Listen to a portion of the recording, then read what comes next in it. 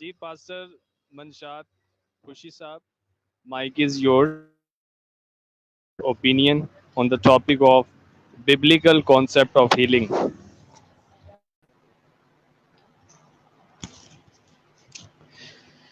Hello, خداوند یسوع مسیح کے پاک نام میں آپ سب کو سلام۔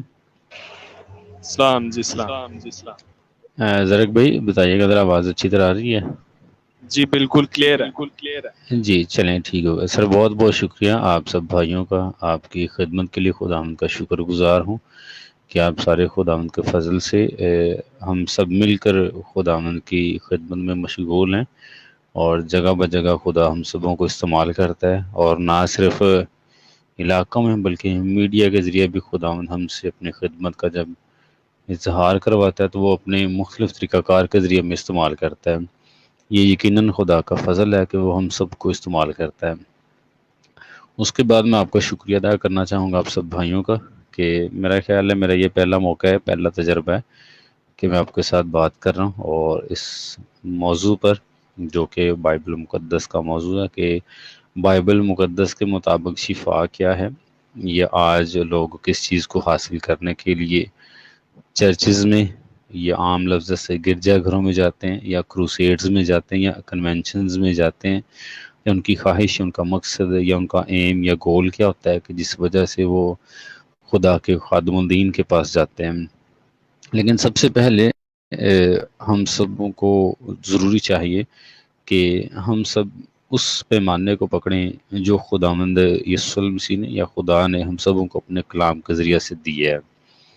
اور بائبل مقدس کے بہت سارے ایسے موضوعات ہیں جن کو پکڑ کر مختلف طرح کی ڈینومینیشنز نے بہت زیادہ ترقی بھی کی ہے، اور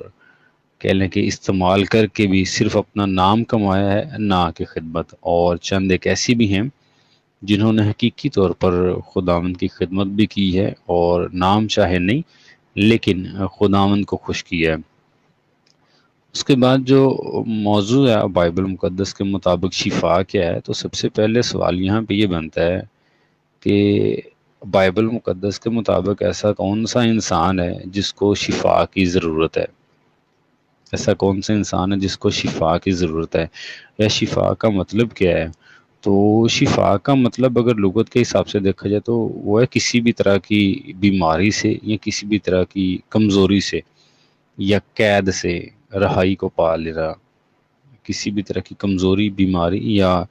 اس طرح کی چیز سے جس میں آپ قید ہیں اس سے آپ رہائی پا لیتے ہیں۔ رہائی پانا ایک شفا ہے، آزاد ہو جانا شفا ہے، اور بچ جانا بھی کہا جاتا ہے، اس کو مخلصی بھی کہا جاتا ہے کہ کسی مرض سے آپ مخلصی پا لیتے ہیں، آزاد ہو جاتے ہیں، یا اب آپ فری ہیں۔ کلام مقدس کی روشنی میں آپ کو پتہ ہے کہ جس انسان نے پہلا گناہ کیا سب سے پہلے وہ آزاد تھا، آزادی تھی اس کو، مگر جب اس نے گناہ کر لیا تو پھر وہ گناہ کی قید میں آ گیا، وہ گناہ کی قید میں آ گیا۔ اب اس گناہ کی قید میں سے آزاد کروانے کے لیے خداوند نے خود پہلے سے منصوبہ بنا رکھا تھا کہ وہ اپنے اکلوتے بیٹے کو دنیا میں بھیجے گا، وہ اپنی جان پوری دنیا کے لیے دے گا، اور پوری گناہ گار دنیا میں سے کوئی بھی شخص خداوند یسوع المسیح کو اپنا حقیقی نجات دہندہ قبول کرے گا تو وہ اس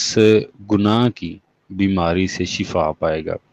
اور اس گناہ کی بیماری کا جو نام ہے دوسرا وہ یہ ہے کہ گناہ کی مزدوری موت ہے۔ اور کلام مقدس کی روشنی میں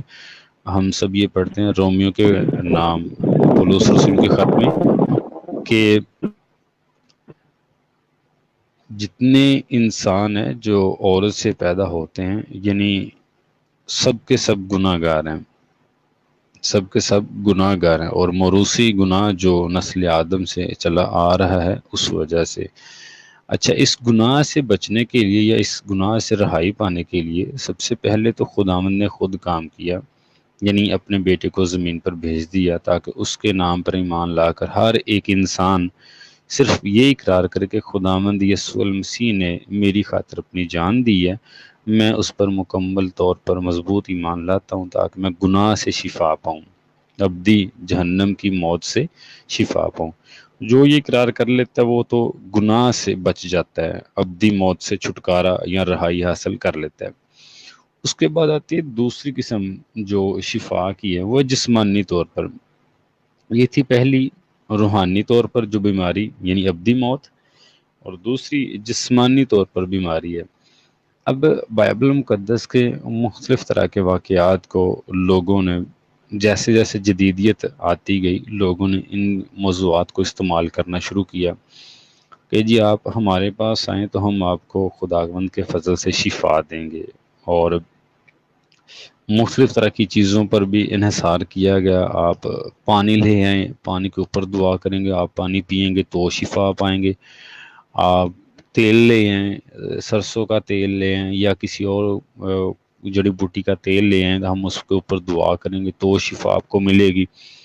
یعنی لوگوں کو اس طرف قائل کرنا تاکہ لوگوں کا انحصار یا ایمان چیزوں پر منحصر ہو، نہ کہ خداوند یسوع المسیح پر۔ اگر آپ ان حوالہ جات کو دیکھیں جو بائبل مقدس میں موجود ہیں، جن میں سے کہنے کہ متی، مرکس اور لوکا طبیب کی انجیل، اناجیل کہ جن میں ہمیں بہت سارے ایسے حوالہ جات ملتے ہیں کہ جہاں پر خداوند یسوع المسیح نے آپ اس جگہ پہ کسی بھی انسان سے یہ تقاضا نے اس جگہ پہ کھڑے ہیں، کسی بھی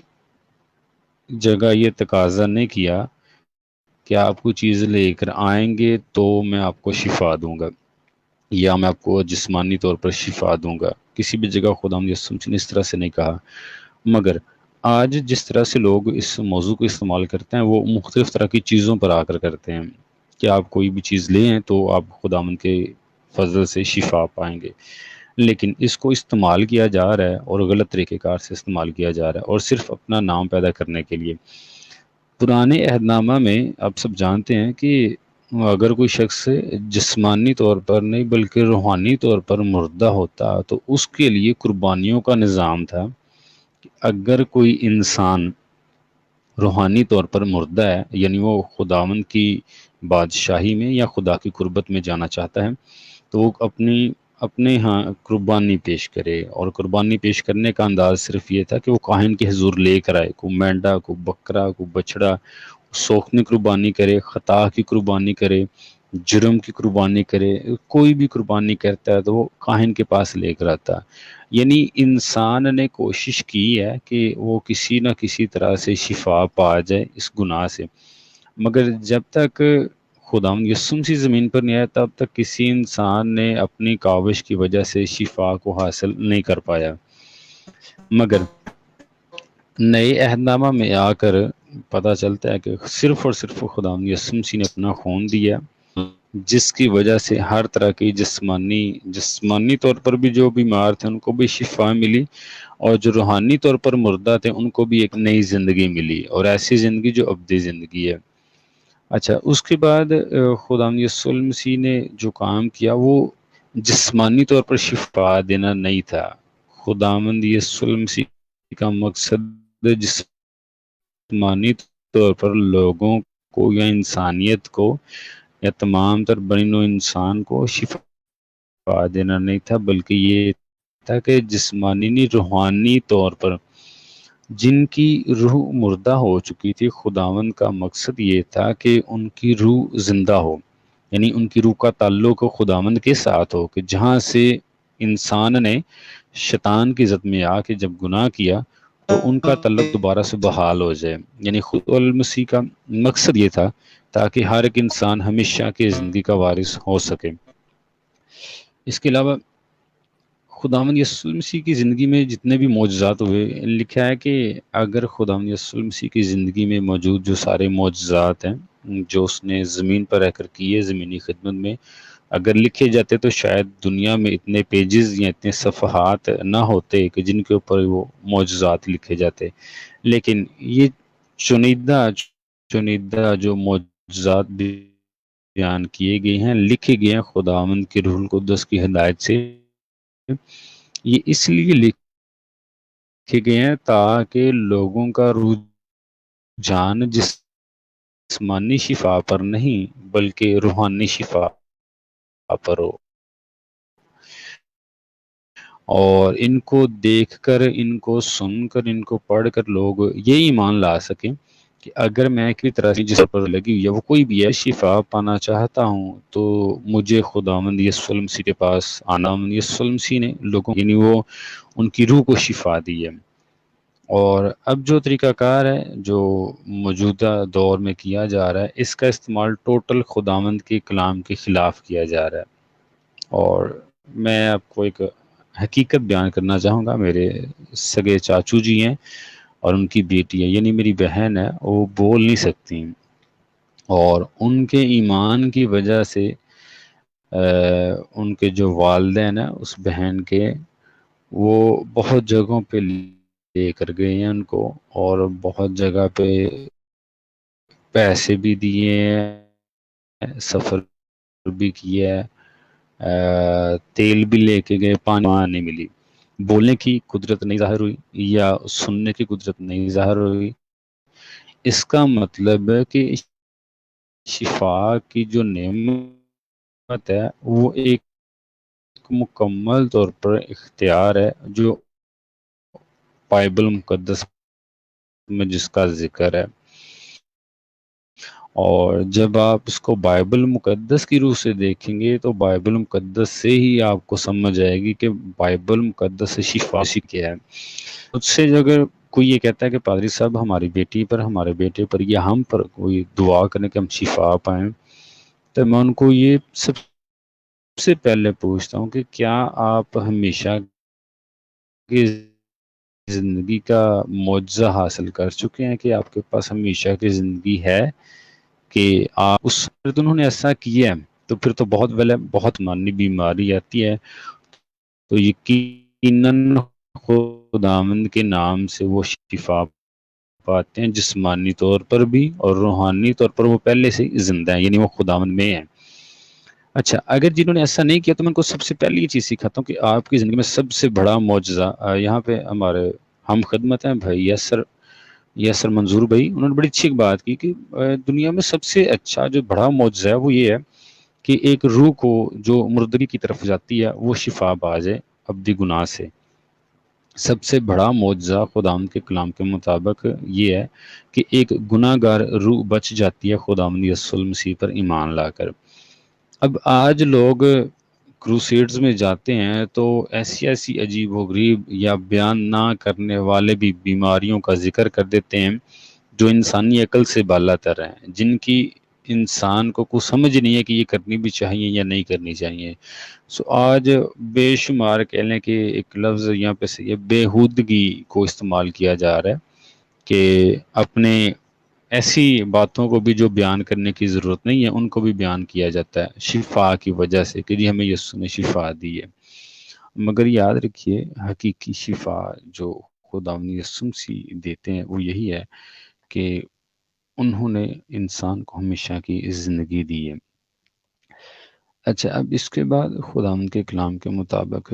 لوگوں نے اس وقت پرانے عہد نامہ کے دور میں بھی اور نئے عہد نامہ کے دور میں بھی اور آج بھی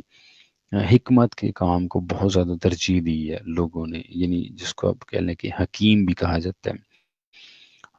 لوگوں نے یا انسان نے بے شمار کاوش کی ہے، کوشش کی ہے کہ جڑی چلیں منشاد بوٹیوں بھائی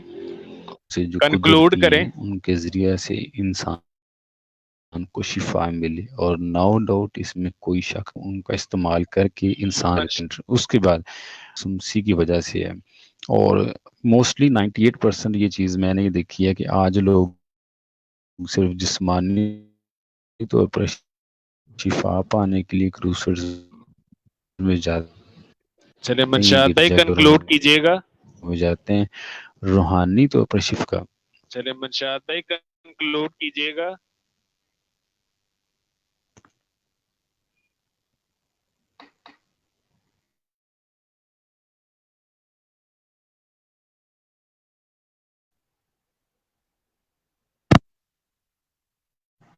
جی صدق بھائی بولیں، منشاد بھائی نے کنکلوڈ کر لی ہے۔